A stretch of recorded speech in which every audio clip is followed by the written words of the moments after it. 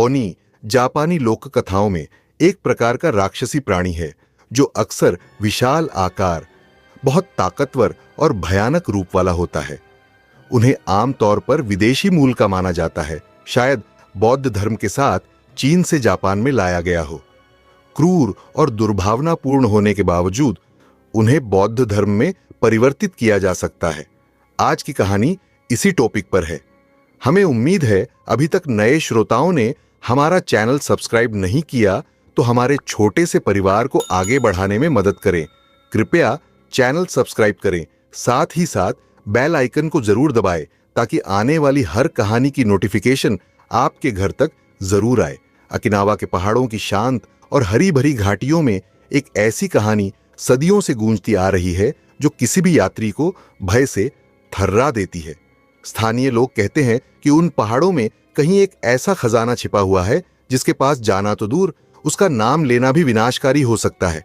यह खजाना साधारण नहीं है, इसकी रक्षा एक ओनी करता है, एक दुष्ट आत्मा जिसे एक श्राप ने इस खजाने से बांध रखा है।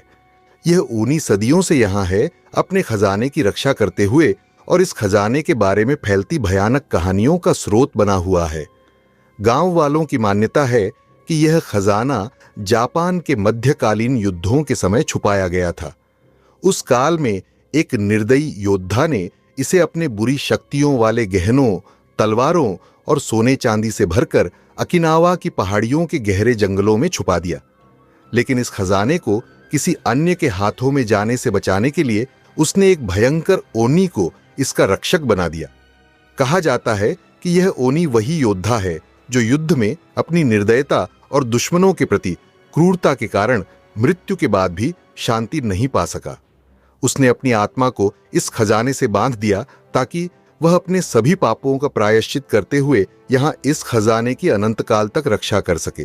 कहानी है कि जिसने भी इस खजाने की खोज करने की कोशिश की वह या तो वापस नहीं लौटा या फिर पागल होकर गांव लौट आया।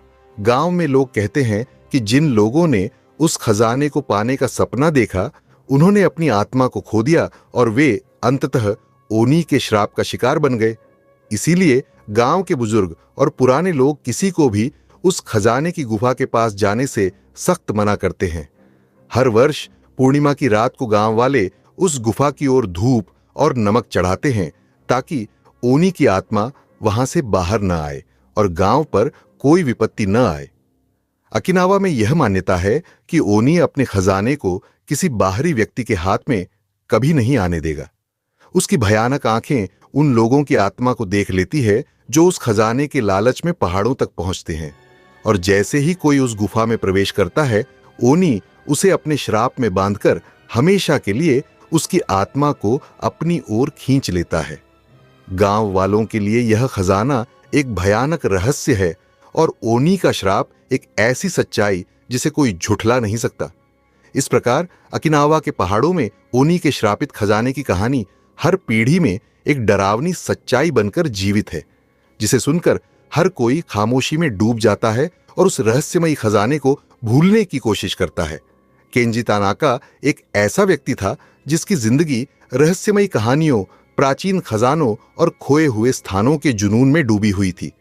उसका नाम जापान में उन खोजियों में शामिल था जो खजानों के पीछे अपना सब कुछ दांव पर लगाने से कभी पीछे नहीं हटते। उसका साहस, धैर्य और खतरों को समझने की उसकी अद्भुत क्षमता उसे एक अलग ही पहचान दिलाती थी। केंजी का जन्म तो एक साधारण परिवार में हुआ था, लेकिन उसकी आंखों में हमेशा ही एक खास चमक थी।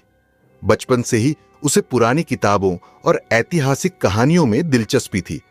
उसके पिता ने उसे पहली बार एक प्राचीन मानचित्र दिया था जो कई पीढ़ियों से उनकी परिवार की विरासत था। इसी नक्शे के माध्यम से केंजी को प्राचीन काल के खजानों और उन रहस्यमय स्थानों की कहानियों में रुचि होने लगी। समय के साथ वह इन कहानियों को सच साबित करने की ललक के कारण खजाना खोजने का शौकीन बन गया। केंजी की पिछली खोजों में कई रोमांचक और खतरनाक घटनाएं शामिल थीं। उसने क्योटो के जंगलों में समुराई की तलवार को खोजा था जो एक मशहूर योद्धा की थी और जिसे अदृश्य होने की क्षमता दी गई थी। उसके बाद उसने ईचो ओकिनावा के मंदिरों बुस्टेकिरो में छुपे गहनों का पता लगाया था जो स्थानीय देवताओं की धरोहर माने जाते थे। एक बार उसने मियाजाकी के खंडहरों से एक दुर्लभ पांडुलिपि खोजी थी, जिसमें जापान के प्राचीन रहस्यों के बारे में लिखा था। उसके हर कारनामे में उसके साहस, दृढ़ संकल्प और खतरों को झेलने की क्षमता की झलक दिखाई देती थी। हालांकि हर बार उसे कुछ न कुछ मिलता था, लेकिन उसके भीतर का जुनून शांत नहीं होता था। उसे हमेशा ऐसा महसूस होता था कि वह अभी उस महान खजाने तक नहीं पहुंचा है जो उसके जीवन का लक्ष्य बन सके। इसी बीच एक दिन केंजी को एक स्थानीय संग्रहालय के क्यूरेटर से मुलाकात हुई। उस व्यक्ति ने उसे ओकिनावा के पहाड़ों में छुपे एक खजाने की रहस्यमयी कहानी सुनाई जो सदियों पुराना था। क्यूरेटर ने उसे बताया कि यह खजाना श्रापित था और उसकी रक्षा करने के लिए एक भयानक ओनी राक्षस को बांधा गया था। इस खजाने की कथा सुनते ही केंजी की आंखों में एक नई चमक आ गई। उसे लगा जैसे उसकी जिंदगी का असली उद्देश्य यही है। इस खजाने के बारे में सुनकर वह किसी प्रकार का भय नहीं महसूस कर रहा था, बल्कि उसके भीतर एक अजीब उत्सुकता और उत्तेजना थी। उसके लिए यह न केवल एक नया खजाना था, बल्कि एक ऐसी चुनौती थी जो उसकी अब तक की सभी खोजों से अलग और अधिक भयानक थी। केंजी ने इस खजाने की खोज का निश्चय कर लिया। उसने अपने सहायक रियो को यह बात बताई और उसे इस यात्रा के लिए तैयार किया। हालांकि रियो को खजाने की इस कहानी से भय लगा, लेकिन वह जानता था कि केंजी का जुनून उसे रोक नहीं सकता। खजाने की इस चुनौती को स्वीकार करते हुए केंजी ने सभी तैयारियां कर लीं और एक बार फिर एक अनजान भयानक यात्रा पर निकल पड़ा। रियो स्कामोतो एक साधारण व्यक्ति था जो खतरों से दूर रहना पसंद करता था। वह दिल का अच्छा था, लेकिन स्वभाव से डरपोक और सावधान रहने वाला। उसकी उम्र 30 के करीब थी और वह जीवन में छोटे छोटे कामों में संतुष्टि ढूंढता था। उसका मानना था कि जो मिल जाए वही काफी है।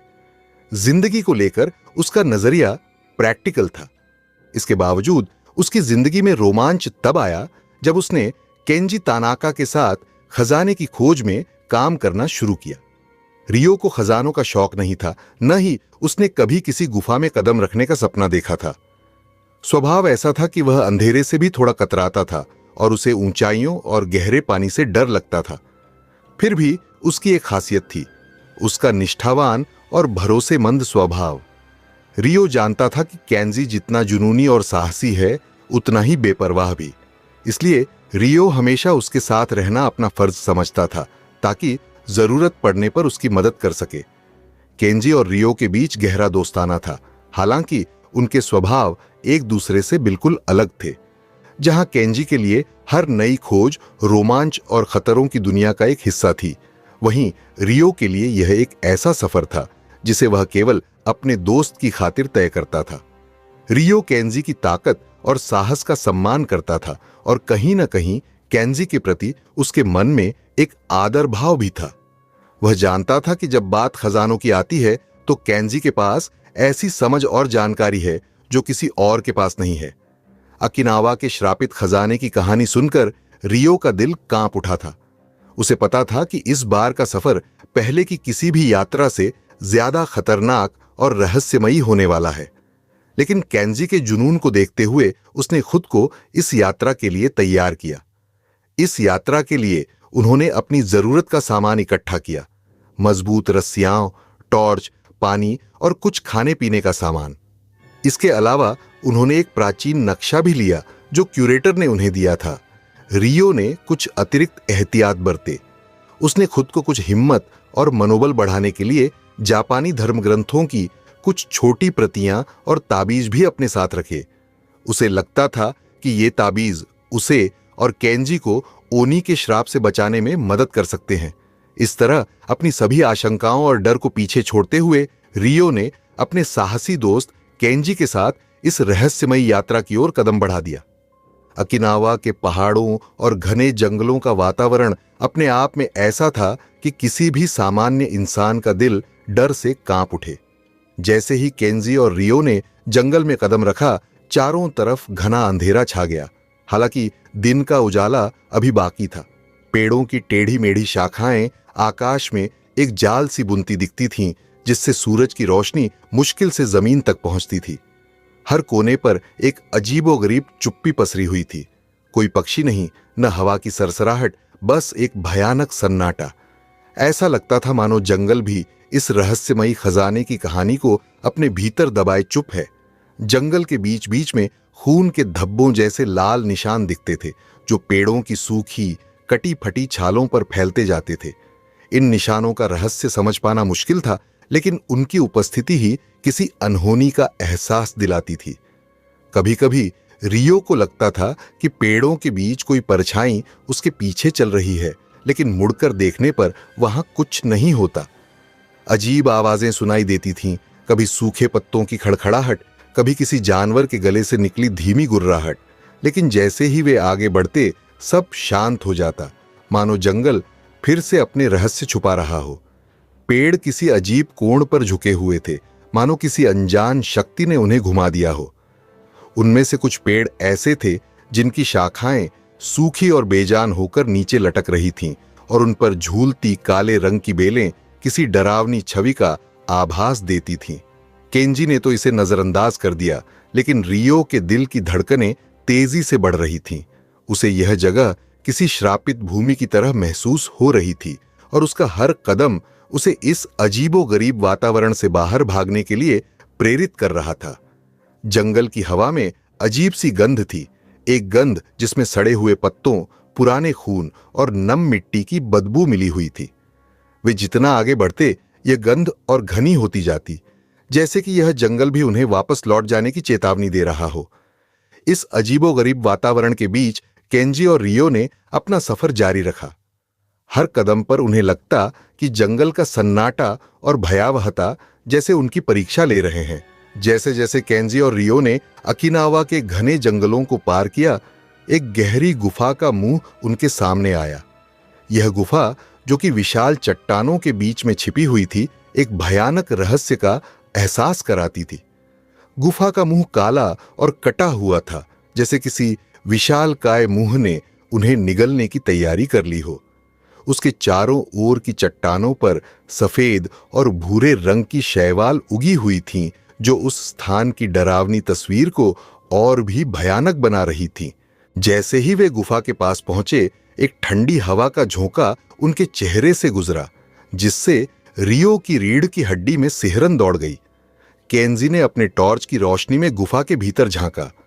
गुफा का अंधेरा गहरा था, और वहां एक अदृश्य शक्ति की उपस्थिति का एहसास हो रहा था। वह अपने साथी को पीछे की ओर खींचते हुए बोला, हमें अंदर जाना होगा, यह खजाने का रास्ता है।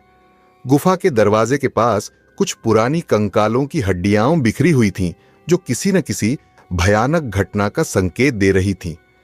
केंजी ने अपने हाथों से दरवाजे को खोलने की कोशिश की।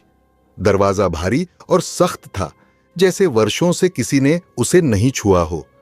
वह अपने बल से दरवाजा खिसकाने की कोशिश कर रहा था, लेकिन उसे एक अजीब सा प्रतिरोध महसूस हुआ। जैसे ही उसने अपनी पूरी ताकत लगाई, दरवाजा कुछ हद तक खुला और एक चौंका देने वाली आवाज गूंज उठी, जैसे किसी ने उसे अपनी जगह से हटाने की चेतावनी दी हो।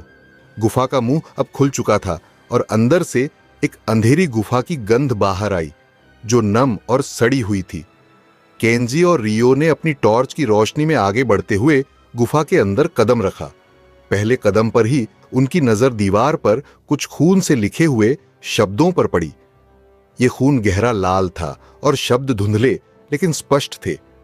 यहां कदम मत बढ़ाना, ओनी की आंखें तुम्हारे पीछे हैं। ये चेतावनी पढ़कर रियो का दिल तेजी से धड़कने लगा। उसने फुसफुसाते हुए कहा, क्या यह सच है? क्या ओनी सच में यहां है? लेकिन केंजी ने उसे शांत रहने के लिए कहा। उसकी आंखें चमक रही थीं। वह जानता था कि यह उनकी खोज का महत्वपूर्ण संकेत है, और ओनी की चेतावनी को नजरअंदाज नहीं किया जा सकता। गुफा की दीवारों पर खून से लिखी यह चेतावनी उन्हें और अधिक भयभीत कर रही थी, लेकिन केंजी का साहस उसे आगे बढ़ने के लिए प्रेरित कर रहा था। वह गुफा के भीतर बढ़ने लगा, जबकि रियो ने उसके पीछे पीछे चलने का फैसला किया। उसकी आंखों में खौफ और उत्सुकता का मिलाजुला भाव था। गुफा के अंदर हर कदम के साथ उनका दिल तेजी से धड़क रहा था, और उन्हें एहसास हो रहा था कि वे अब उस खजाने के करीब हैं, जो न केवल एक अद्भुत संपत्ति है, बल्कि एक भयानक खतरे का भी स्रोत है। गुफा के भीतर घुसते ही केंजी और रियो के सामने एक अद्भुत दृश्य उपस्थित हुआ। जैसे ही उन्होंने अपनी टॉर्च की रोशनी को आगे बढ़ाया, एक चमकदार रोशनी ने उनकी आंखों को चकाचौंध कर दिया। गुफा का अंत एक विशाल कक्ष में था, जिसमें प्राचीन खजाने का भंडार था। वहां सोने, चांदी और बहुमूल्य रत्नों से भरी हुई ढेर सारी संदूकें थीं। खजाने की यह झलक किसी स्वप्न से कम नहीं थी। सोने की चमक और हीरे की आभा ने गुफा के अंधकार को पूरी तरह से रोशन कर दिया था। केंजी की आंखें खजाने को देखकर चमकने लगीं। उसकी सांसें तेज हो गईं और उसे महसूस हुआ जैसे उसके भीतर एक अनियंत्रित लालच का आग लगा हो। वह खजाने के पास बढ़ा बिना किसी सावधानी के। उसका हाथ खजाने की ओर बढ़ा, जैसे उसे अपने आप से रोकना असंभव हो गया हो। वह सोने की एक बड़ी थैली को छूते ही ठिठक गया, लेकिन कुछ ही क्षणों में उसकी लालसा ने उसे हरा दिया। जैसे ही उसने थैली को छुआ, गुफा के भीतर अचानक एक ठंडी हवा का झोंका आया और सब कुछ बदल गया। दीवारों पर उकेरे गए चित्र अचानक जीवंत होने लगे। उन चित्रों में ओनी की भयानक आकृति दिखने लगी। जैसे ही केंजी ने खजाने को छुआ, गुफा में एक भयावह गरज गूंजी और दीवारों पर खून से लिखे शब्द एक बार फिर चमकने लगे, जो इसे छुएगा उसका अंत निकट है। इस चेतावनी के साथ ही गुफा के भीतर अंधेरा गहराने लगा। चारों ओर से धुंध भरी आवाजें सुनाई देने लगीं, जैसे कोई रहस्यमय शक्ति उन्हें घेर रही हो। रियो ने डरते हुए कहा, केंजी, ये ठीक नहीं है, हमें यहां से निकलना चाहिए। लेकिन केंजी के भीतर का लालच उसे रोकने की अनुमति नहीं दे रहा था। उसने खजाने को पकड़ने की कोशिश की, लेकिन तभी एक तेज आवाज गूंजी, छोड़ दो, ये तुम्हारा नहीं है। अचानक खजाने के चारों ओर एक अंधेरा बादल छा गया। उस बादल से अचानक आग की लपटें उठने लगीं और ओनी की डरावनी आकृति गुफा के कोने से प्रकट हुई। उसके पास एक विशाल तलवार थी और उसकी आंखों में गहरा क्रोध था। इस भयावह दृश्य ने केंजी को घेर लिया। खजाना अब एक खतरनाक धोखे की तरह लग रहा था। रियो ने उसे खींचते हुए कहा, चलो, हमें यहां से भागना चाहिए। लेकिन केंजी की आंखों में खजाने की चमक ने उसे जकड़ लिया था। वह पीछे नहीं हटना चाहता था, लेकिन उसके इर्द गिर्द घटित हो रही घटनाएं उसे डराने लगी थीं। गुफा में अचानक एक भयंकर हलचल हुई। खजाने की चिंगारी और ओनी की भयानक चीत्कार ने सब कुछ अस्त व्यस्त कर दिया। ऐसा लग रहा था मानो गुफा की दीवारें भी अब उनके खिलाफ हो गई हों। खजाना, जो पहले उसे अपनी ओर आकर्षित कर रहा था, अब एक भयानक खतरा बन चुका था। खजाने की लालसा ने केंजी को अंधा कर दिया था, लेकिन अब वह इस खजाने के खतरों का सामना करने के लिए मजबूर हो रहा था। इस प्रकार गुफा में एक नई रहस्यमय घटनाएं शुरू हुईं, जो उनके लिए जीवित रहने की चुनौती बन गई। ओनी की भयानक शक्ति और खजाने की ललक ने उन्हें एक ऐसी स्थिति में डाल दिया जहां उनके साहस और समझदारी की परीक्षा होनी थी। जैसे ही खजाने के पास खड़े केंजी और रियो ने अचानक गुफा के वातावरण में एक भयंकर हलचल महसूस की, अचानक एक गहरा साया गुफा के कोने से बाहर निकला। यह कुरो ओनी एक भयानक राक्षस था, जिसका नाम सुनते ही सारा जंगल थरथराने लगता था। उसका आकार विशाल था और उसकी काली त्वचा पर खून के धब्बे और गहरे घाव थे, जैसे किसी ने उसे बेदर्दी से काटा हो। उसका चेहरा डरावना और विकृत था, जिसमें उसकी लाल आंखें चमक रही थीं। ये आंखें जैसे उसके भीतर की सारी बुराइयों और आक्रोश को प्रकट कर रही थीं। कुरो ओनी का चेहरा कई घावों से भरा हुआ था, जिससे उसके चेहरे पर एक अजीब सी विकृति का आभास हो रहा था। उसकी त्वचा पर खिंचाव के निशान और गहरे जख्म उसे और भी भयानक बना रहे थे। जैसे ही वह गुफा में प्रवेश किया, उसके शरीर से एक खौफनाक गंध फैलने लगी, जो आसपास के वातावरण को अंधकार में डुबोने लगी। उसकी उपस्थिति से गुफा की दीवारें भी थरथराने लगीं, मानो वे भी उसकी ताकत को महसूस कर रही हों। कुरो ओनी की आवाज गुफा में गूंजी, जिससे मानो पूरी गुफा को हिलाने वाली आंधी आ गई हो।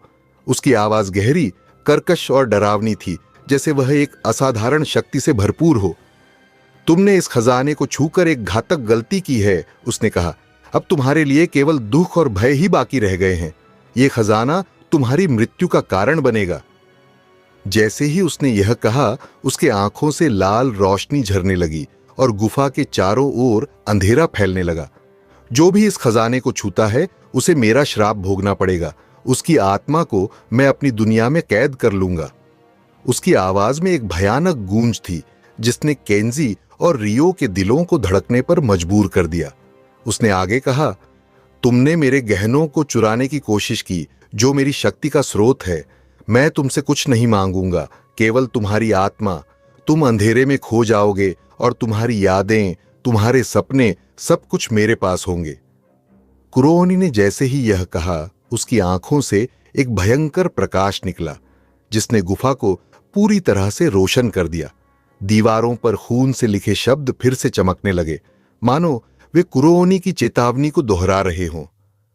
यहां से जाओ या तुम्हारी आत्मा मेरी हो जाएगी, उसने फिर से गर्जना की। इस चेतावनी ने केंजी और रियो को एक पल के लिए सन्न कर दिया।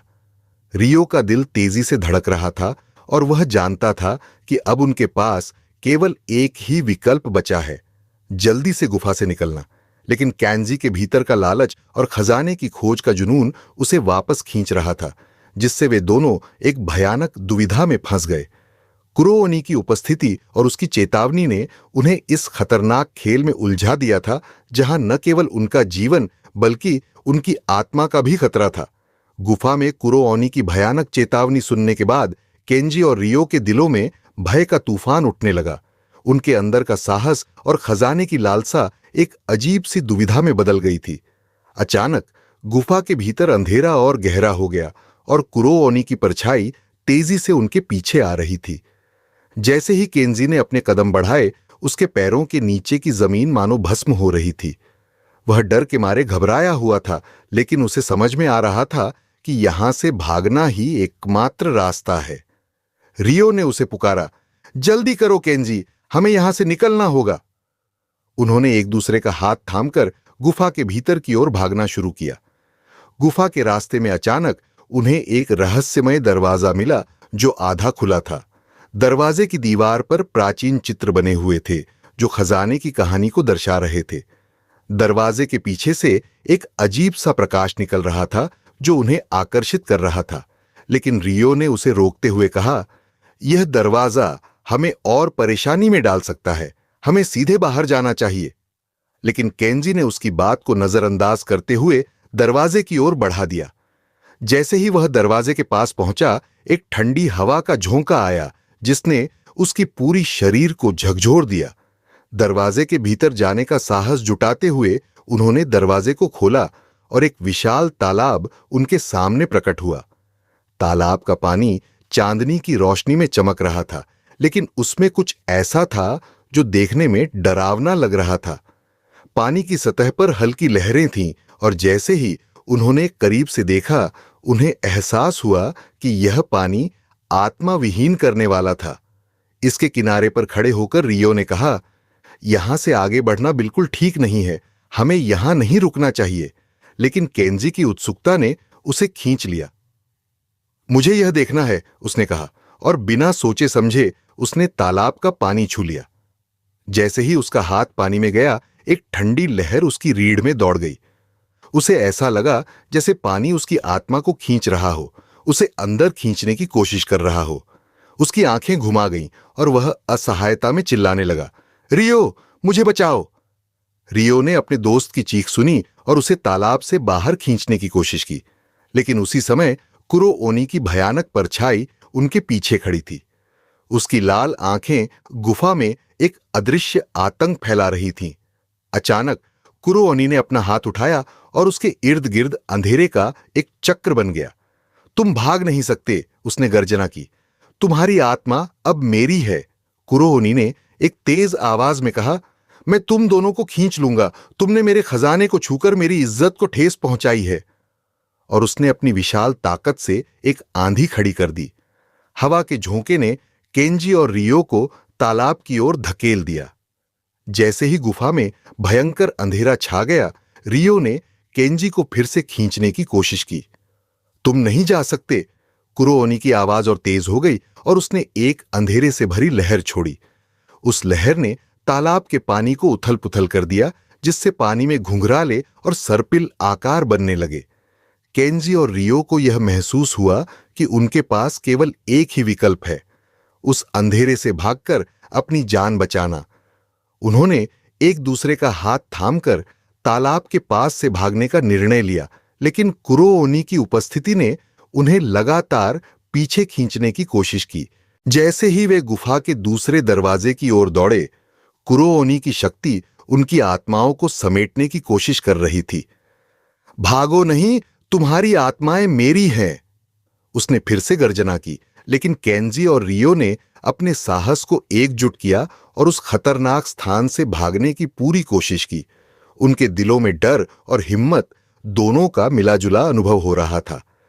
गुफा की दीवारें जैसे अब उनकी दास्तान को सुनने के लिए तैयार थीं, लेकिन अब समय था कि वे अपनी जान बचाने के लिए भागें। गुफा के भीतर की भयावहता से भागने के लिए केंजी और रियो ने हर संभव प्रयास किया। उनके दिल तेजी से धड़क रहे थे और उनके मन में केवल एक ही विचार था, किसी भी तरह इस खतरनाक स्थिति से बाहर निकलना। लेकिन जैसे जैसे वे गुफा के दूसरे दरवाजे की ओर बढ़ते गए, कुरोओनी की धुंधली परछाई उनके पीछे बढ़ती गई और उसकी आवाज उनके कानों में गूंजने लगी। तुम मुझसे बच नहीं सकते। जब वे दरवाजे के पास पहुंचे तो केंजी ने उसे खोलने के लिए जोर से धक्का दिया, लेकिन दरवाजा भारी और जकड़ा हुआ था, जैसे कि कुरोओनी ने इसे अपनी शक्ति से बंद कर रखा हो। उनकी सभी कोशिशें बेकार हो गईं और अब वे उस काले साए के सामने खड़े थे। रियो ने घबराते हुए कहा, केंजी, हमें और कोशिश करनी होगी, हमें बाहर निकलना होगा। लेकिन उसके शब्दों के पीछे एक गहरा डर छिपा था, क्योंकि उन्हें महसूस हो रहा था कि समय उनके खिलाफ है। कुरोओनी की आंखें चमक उठीं और उसने अपनी हाथों से एक अंधेरा चक्र बनाया, जिससे चारों ओर की हवा थरथराने लगी। तुम मेरी गिरफ्त से नहीं भाग सकते, उसने जोर से चिल्लाया। जैसे ही उसने यह कहा, गुफा की दीवारों ने एक और भयानक ध्वनि उत्पन्न की और अचानक अंधेरे में से अनेक हाथ बाहर निकले, जो केंजी और रियो को पकड़ने के लिए बढ़ रहे थे। केंजी ने अपनी पूरी ताकत से दरवाजा खोलने की कोशिश की, लेकिन उसका हृदय एक अजीब सी बेबसी से भरा हुआ था। हम नहीं हार सकते, उसने चिल्लाया, लेकिन उसकी आवाज में अब साहस कम और डर अधिक था। रियो ने उसके हाथ को मजबूती से पकड़ रखा था, लेकिन दोनों की आंखों में वही डर था जो उन्हें कमजोर कर रहा था। आखिरकार जैसे ही अंधेरे हाथ उनके पास पहुंचे, उन्हें समझ में आया कि वे अब इस खतरनाक गुफा से बाहर नहीं निकल पाएंगे। कुरोओनी की शक्ति ने उनकी आत्माओं को जकड़ लिया। केंजी ने देखा कि रियो की आंखों में डर और शोक का मिश्रण था। केंजी, हमें माफ करना, उसने कहा। उसकी आवाज थकी हुई थी। कुरोओनी की हंसी गुफा में गूंज उठी, जैसे उसने अपने शिकार को पकड़ लिया हो। अब तुम मेरी आत्माएं बन चुके हो, उसने कहा। तुम्हारी शक्तियां और तुम्हारी यादें अब मेरे साथ होंगी। जैसे ही गुफा में अंधेरा गहरा हुआ, एक चमकदार रोशनी ने उन्हें घेर लिया। केंजी और रियो ने एक दूसरे को देखा और उनके आंखों में एक आखिरी भाव था, एक अदृश्य बंधन और एक दूसरे के प्रति गहरा प्रेम। लेकिन फिर जैसे ही उन्होंने एक दूसरे को छोड़ने का विचार किया, उनके भीतर एक सन्नाटा छा गया और एक अंधेरी चादर ने उन्हें ढक लिया। कुछ ही क्षणों में दोनों की आत्माएं कुरोओनी के श्रापित खजाने का हिस्सा बन गई। गुफा के अंदर की हर एक चीख और हंसी अब उनके साथ थी और उन्होंने महसूस किया कि वे उस खजाने की एक भयानक कहानी बन गए हैं, जो सदियों से दूसरे खोजियों को ललचाने के लिए वहां बिखरा पड़ा था। उनकी आत्माएं अब उस खजाने की रक्षा कर रही थीं और वे खुद एक नए ओनी की तरह वहां रह गईं, खजाने की प्यास से भरे हुए, एक अनंतता में बंधे हुए, जहां न कोई एस्केप था और न कोई मोक्ष। हर पूर्णिमा की रात जब चांद की रोशनी गांव के रूफटॉप्स पर सुनहरी चादर की तरह बिछ जाती, उस समय ओनी की भयानक उपस्थिति गुफा के आसपास मंडराने लगती। उसकी विशाल परछाई, जो अंधेरे से बनी हुई थी, गांव की गलियों में चुपचाप घूमती और जैसे ही वह किसी की खिड़की के पास पहुंचती, लोग भय से थरथराने लगते। गांव के लोग जानते थे कि जब भी पूर्णिमा आती है, कुरोओनी अपने श्रापित खजाने की तलाश में बाहर आता है और उसकी परछाई उनके दिलों में एक सिहरन भर देती है। गांव के लोग उन रातों में घरों के दरवाजे बंद करके दीप जलाकर अपने अपने भगवान से प्रार्थना करते थे। वे जानते थे कि ओनी की उपस्थिति केवल एक बुरी ओमेन नहीं थी, बल्कि यह उनकी आत्माओं के लिए एक खतरा भी थी। जब वह अपनी भयानक परछाई के साथ गांव के चारों ओर घूमता तो लोग उसके फुसफुसाने की आवाज सुनने लगते। ये आवाजें काली रात के सन्नाटे में गूंजती थीं, जैसे वह किसी की आत्मा को पुकार रहा हो। आओ मेरे प्यारे खोजियों। उसकी आवाज में एक अजीब आकर्षण था जो सुनने वाले को अपनी ओर खींचती थी। तुम्हारे जैसे साहसी दिलों को मैं चाहता हूं। क्या तुम मेरी गुफा में आना चाहोगे? वहां खजाना तुम्हारा इंतजार कर रहा है। यह फुसफुसाहट गांव के लोगों के कानों में सुनाई देती थी और उन्हें लगता था कि जैसे कोई अनदेखा शक्ति उन्हें अपनी ओर खींच रही हो। जब गांव के लोग उस डरावनी आवाज को सुनते तो वे अपने मन में डर के साथ उसकी बातें सुनते। कुछ लोग कहते थे कि यह उन आत्माओं की चीखें थीं जो ओनी के श्राप में कैद हो गई थीं। कहां हो तुम केंजी? कहां हो तुम रियो? उन आत्माओं की आवाजें एक खौफनाक खामोशी में गूंजतीं और गांव के लोग जानते थे कि गुफा के पास उन परछाइयों के साथ रहस्यमय घटनाएं घटित होती थीं। गांव में बुजुर्ग लोग अक्सर कहानियां सुनाते थे कि कैसे ओनी हर पूर्णिमा की रात किसी नई आत्मा को अपनी गुफा में खींच ले जाता है। यदि तुम उसकी आवाज सुनते हो तो तुम कभी वापस नहीं आ पाओगे, वे चेतावनी देते। गांव वाले अपने बच्चों को सिखाते थे कि रात के समय बाहर न जाए, नहीं तो वे ओनी की भूख का शिकार बन सकते हैं। जैसे जैसे रात गहराती, ओनी की परछाई गांव के ऊपर मंडराती रहती।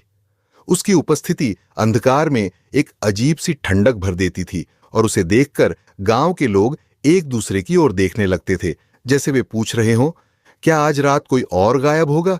वे सभी जानने लगे थे कि इस भयानक राक्षस का सामना करने का साहस केवल कुछ ही लोगों में था और उनकी किस्मत एक बार फिर ओनी की भयानक हंसी के साथ बंधी हुई थी। पूर्णिमा की रात ओनी की परछाई गांव के लोगों के सपनों में भी आती, उन्हें डरा देती और हमेशा याद दिलाती कि गुफा के पास उनकी आत्माएं अब भी फंसी हुई है, एक भयानक दुष्चक्र में। हमारी आशा है कि इस कहानी ने आपके दिल और दिमाग को एक अद्भुत अनुभव दिया होगा। आपकी राय हमारे लिए अनमोल है, इसलिए कृपया कमेंट्स में बताएं कि आपको यह कहानी कैसी लगी। अगर आप हमारे चैनल पर नए हैं तो इसे सब्सक्राइब करना न भूलें और बेल आइकन को दबाना न छोड़ें, ताकि हमारी नई कहानियों की जानकारी सबसे पहले आप तक पहुंचे। अपना और अपने परिवार का ध्यान रखें। जल्दी ही मिलेंगे एक नई रोमांचक धारावाहिक के साथ। तब तक के लिए नमस्कार।